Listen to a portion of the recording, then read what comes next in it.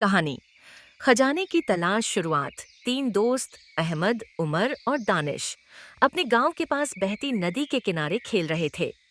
अहमद बेहद बुद्धिमान और योजना बनाने में माहिर था। उमर बहादुर और जोशीला था और दानिश हमेशा शांत और समझदारी से काम लेने वाला था।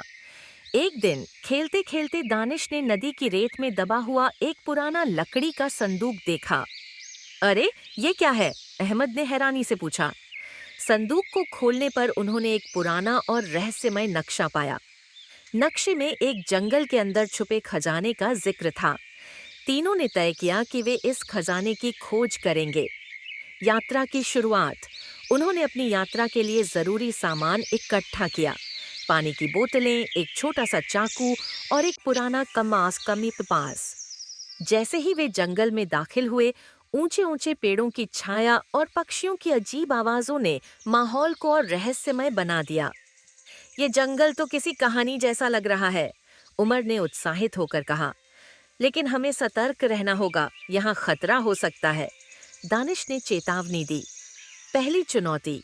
नक्शे के मुताबिक उन्हें एक टूटे हुए पुल को पार करना था जो एक गहरी नदी के ऊपर था। पुल का एक हिस्सा पूरी तरह टूट चुका था। अब हम क्या करेंगे? उमर ने चिंतित होकर पूछा। अहमद ने पास की बेलों को काटकर पुल को पार करने का तरीका ढूंढा। तीनों ने एक दूसरे की मदद से पुल पार किया, लेकिन बीच में उमर का पैर फिसल गया। सौभाग्य से दानिश ने उसे समय पर पकड़ लिया। अब समझ आया कि सतर्क रहना कितना जरूरी है, उमर ने हंसते हुए कहा। खतरनाक मुठभेड़। जंगल के बीच में एक गड्ढे के पास से अजीब आवाजें आ रही थीं। जब वे करीब पहुंचे तो देखा कि एक बड़ा भालू जैसा जानवर उनका रास्ता रोककर खड़ा था। अब क्या करें? दानिश ने घबरा कर पूछा। अहमद ने तुरंत अपने बैग से कुछ बिस्कुट निकाले और भालू के सामने फेंक दिए। भालू ने बिस्कुट खाने में ध्यान लगाया और तीनों दोस्त वहां से सुरक्षित भाग निकले। खजाने की खोज। कई घंटे की मेहनत के बाद वे एक प्राचीन गुफा तक पहुंचे। गुफा के अंदर अंधेरा था, लेकिन दीवारों पर बनी अजीब आकृतियों से हल्की रोशनी निकल रही थी। देखो, वह रहा हमारा खजाना, उमर ने उत्साह से चिल्लाते हुए कहा। वे गुफा के अंदर गए और एक बड़ा चमचमाता हुआ संदूक पाया। जब उन्होंने उसे खोला तो उसमें सोने के सिक्के, जवाहरात और एक पुराना संदेश था।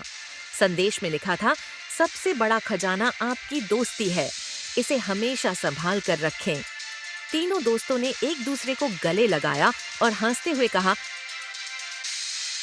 सर, हमारी दोस्ती ही सबसे बड़ी ताकत है। उन्होंने यह तय किया कि खजाने का उपयोग गांव के लोगों की भलाई के लिए किया जाएगा। यह कहानी दोस्ती, साहस और समझदारी का एक बेहतरीन उदाहरण है।